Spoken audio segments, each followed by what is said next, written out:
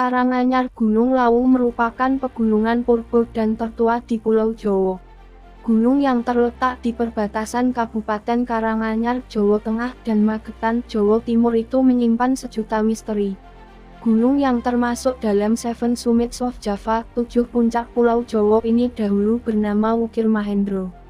Berdasarkan catatan kegunungapian, gunung yang memiliki ketinggian 325 meter di atas permukaan laut itu sejak tahun 1600 lalu tak masuk dalam catatan gunung berapi yang pernah mengalami erupsi. Selain dari segi keilmuan, walaupun Lawu termasuk gunung berapi namun saat ini masuk dalam kategori gunung tidur. Banyak menarik minat dari para spiritual untuk mengupas sejarah dari Lawu. Tabir misteri Gunung Lawu ini unik dan sangat berbeda dari gunung api lainnya di Indonesia.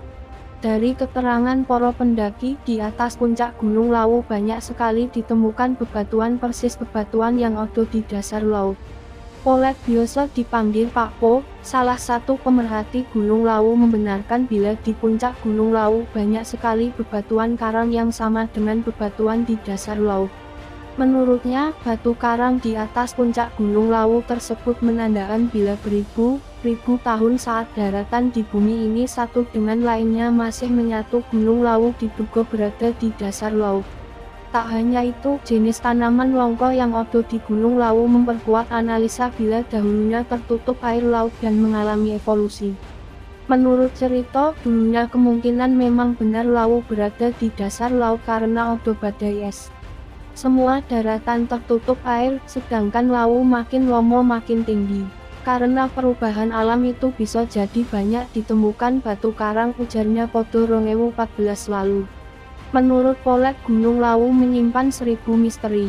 Di antaranya keberadaan kawah Gunung Lawu berada sekitar Selteri Taman Sari, yaitu Telaga Kuning dan Lembung Silayur. Kawah yang sudah tidak aktif tapi masih sering mengeluarkan bau belerang.